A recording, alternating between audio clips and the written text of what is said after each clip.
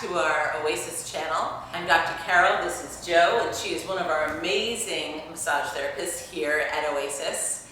And today we want to talk to you a little bit about the journey of chiropractic adjustments and massage and how they beautifully marry and work together to help you be at your best, to have you be at your full potential and do all the healing that you need to do. That's why we are having them here under the same roof in Oasis, so that you can use both of them to be at your peak performance. So Joe was in the medical field and decided that massage was her new journey, and she is so gifted. I have to say, as another practitioner in the building, when Joe's clients come out of the room, they are floating, that they come out looking glowing, they have a new ease in their system, they completely float around looking like they've really been through something so amazing and wonderful. And what I often tell practice members when they first come and we introduce the idea of massage with their chiropractic adjustments, I often use an analogy and I say that we as chiropractors work on your nervous system, your brain and your spinal cord that goes out to all the systems of the body and keeps you in balance, homeostasis, growth, development, and heals journeys that you've had. And so that wiring is what we work on with the adjustment, allowing you to reset your system.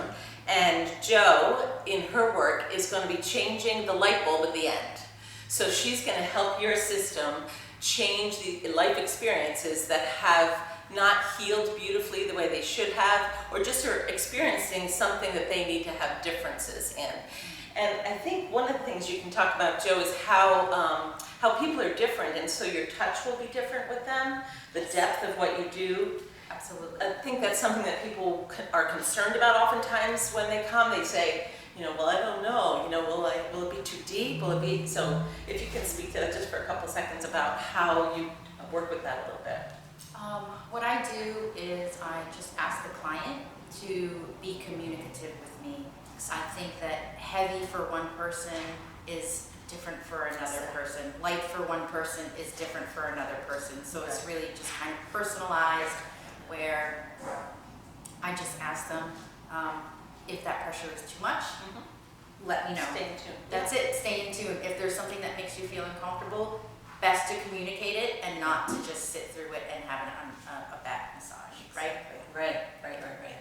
And one of the things I was thinking about recently, fascia is like an envelope around all the parts of the body so that they're separate but connected. And so fascia, the analogy I sometimes use is like if someone eats chicken, it's kind of like the outer covering on the chicken breast, the film. On top of the muscle. Exactly. Yeah. And so can you speak to a little bit about how that can hold memory and how it can hold some stories in it that can be of many levels? Yeah, absolutely. What happens is if we have an injury or a pain, our body is wired to protect ourselves. That's what we do. Our body protects us.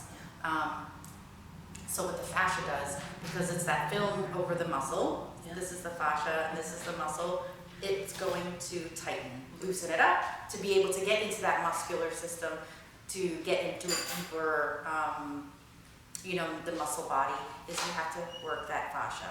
And just kind of shifting it a little bit, hoping to, kind of like a spider's web, opening it up a little bit so that it's a little bit more flexible for your muscle body to move in there. Beautiful. Yeah. So I'm imagining, thinking about like a pair of pants or a pair of tights or something, or a shirt that's just misaligned on your body, and it just makes you feel uncomfortable. Right. You've worn one of those. You've gone to an outing or a party and you've worn something and you thought it would work out. And this will eventually feel good. And the whole entire time you're distracted by that idea that just feels so yucky.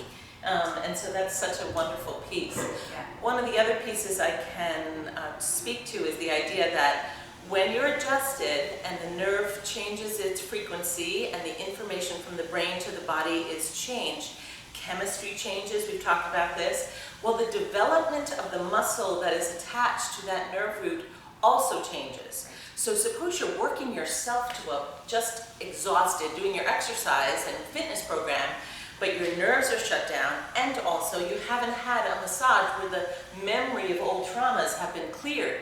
That muscle is going to stay the same. It's going to act the same. It holds on to that stuff. That story, until Joe might come in and we'll get an adjustment, and Joe will come in and she'll change again, changing the light bulb idea to allow that tissue to become new. And to be able to get that energy to kind of flow again, because stuck fascia, stuck muscle will create stuck energy. Exactly. Story. Yeah. Yes. Exactly. Beautiful. One of the other questions sometimes people have for us is, and maybe you can help me speak to this, is should I get an adjustment first or after my massage? And I actually have told people, play with it a little bit. I know sometimes personally I get massage regularly and I feel like if I'm subluxated and I haven't been adjusted and I take a massage, sometimes I'm like, oh boy, I really need an adjustment.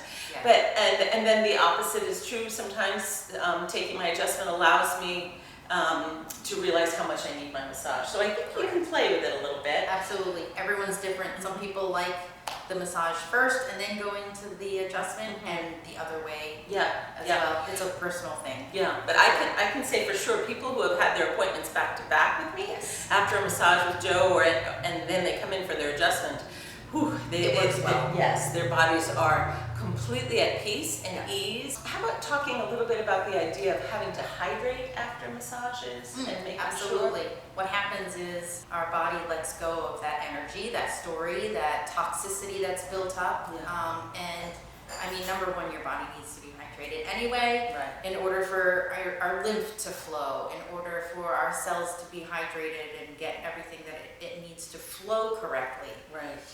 So hydrating after a massage just helps that lymph that's just been gently pushed, and it helps it to move and flow along. And also, it just resets your body.